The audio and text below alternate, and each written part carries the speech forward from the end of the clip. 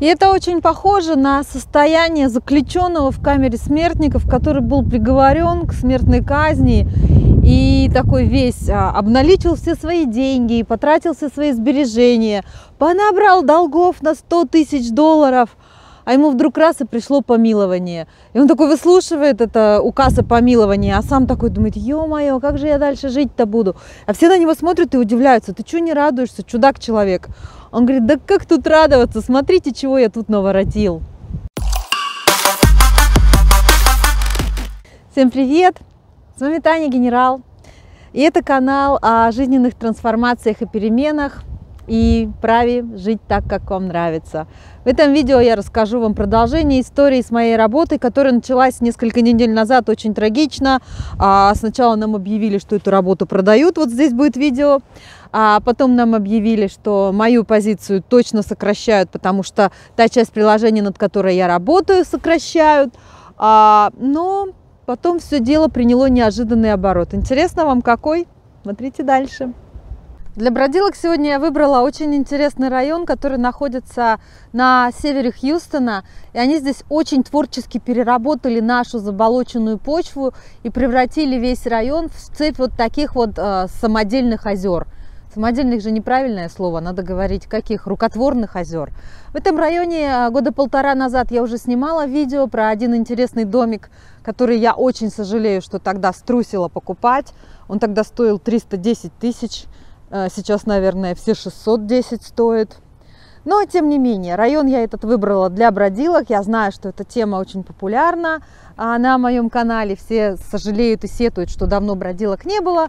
Вот вам новая бродилка, друзья. Ну что, про работу. После того, как в последний день перед Рождеством нам объявили, что та часть приложения, которую я тестирую, больше поддерживаться не будет, что автоматически, наверное, подразумевало, по крайней мере для меня, что и моя позиция, наверное, будет не востребована. С этим мы отбыли на каникулы. Каникулы – это отдельная история в моей компании. Несмотря на то, что компания маленькая, каждый год с 23 декабря по 3 января мы получаем отпуск. Причем этот отпуск не входит в мои собственные отпускные дни. Это такой подарок от компании. То есть мы, как бари, бояре, буржуи, целую неделю отдыхаем. Это совершенно нетипично для Америки, не у всех это так происходит. И об этом мне многие мои друзья всегда говорят, что это очень круто, что у тебя такое есть. В этом году такой отпуск нам тоже дали. И вдобавок к отпуску, и вдобавок к очень странному корпоративу, который проходил онлайн и включал в себя раздачу подарочных карточек на 20 долларов, даже не раздачу, а лотерею. Кто выиграл, тот молодец, а кто не выиграл, тому шиш. Так вот, вдобавок ко всему к этому нам выдали бонус. Бонусы в американских компаниях тоже штука совершенно добровольная. И есть мифы о том, что в некоторых компаниях бонусы бывают почти размером с годовую зарплату и даже больше, в зависимости от вашей позиции, от вашего вклада в работу компании, и до размера 0,1. В нашей компании бонусы обычно бывали, ну, по крайней мере, у меня, потому что, знаете, в Америке эти вещи вообще не разглашаются.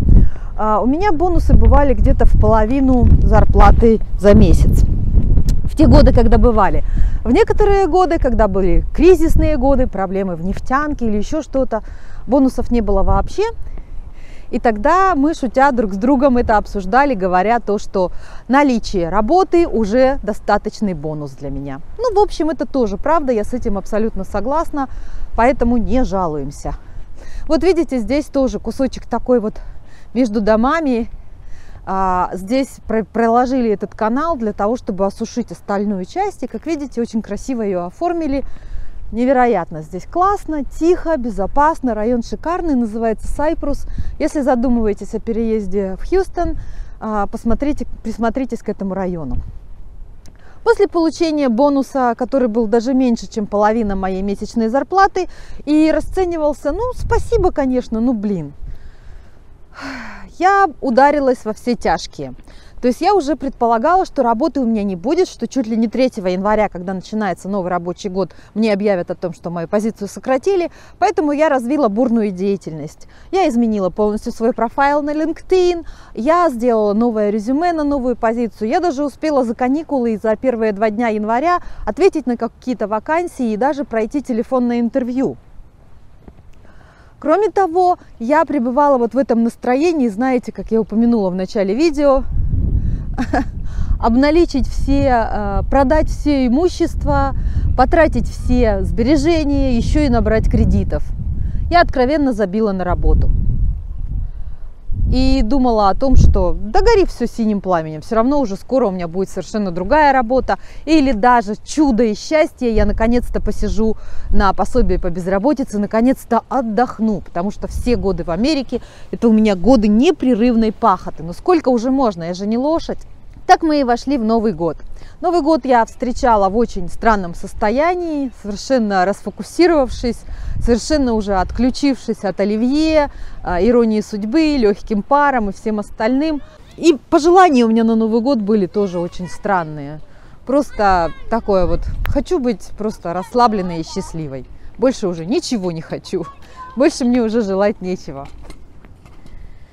Наступило 3 января, первый рабочий день.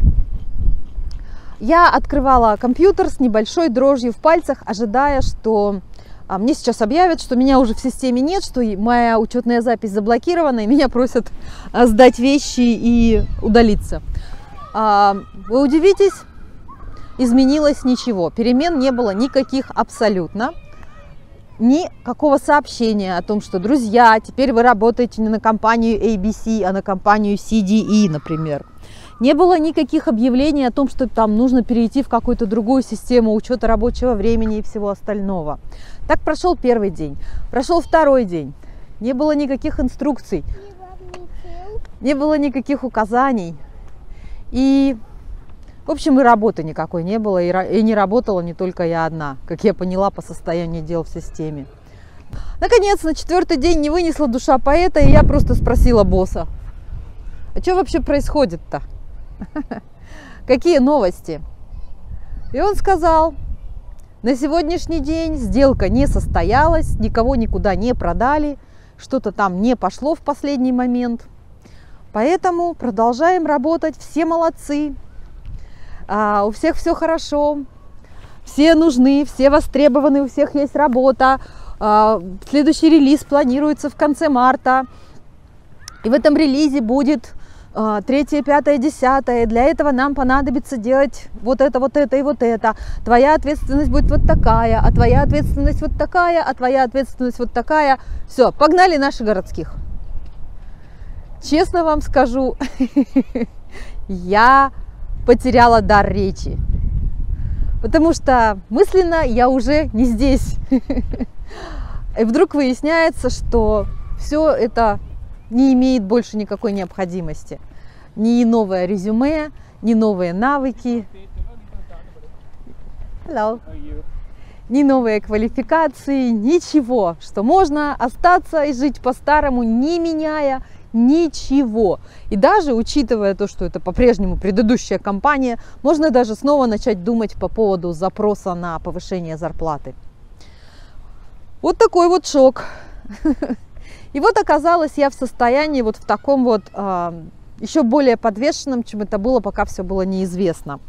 Вы знаете, мне очень нравится высказывание Тони Роббинса по поводу баланса определенности и неопределенности в нашей жизни, что мы всегда стремимся к тому, чтобы этот баланс поддерживать. И как только, допустим, баланс неопределенности нарушен, это как раз те самые истории, когда женщина, живущая как сыр за пазухой, нет, сыр у нас не за пазухой, а как сыр в масле, вдруг бросается во все тяжкие и изменяет своему верному, надежному, прекрасному супругу, который ее полностью обеспечивает. Это как раз про это.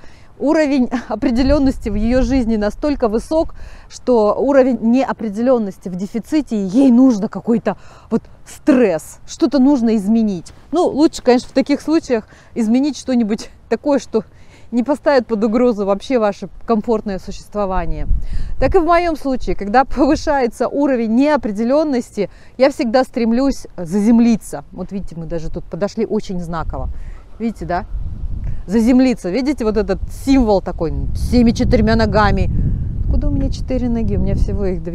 Всеми 4 ногами врасти в землю. Я обычно начинаю какие-то переделки дома.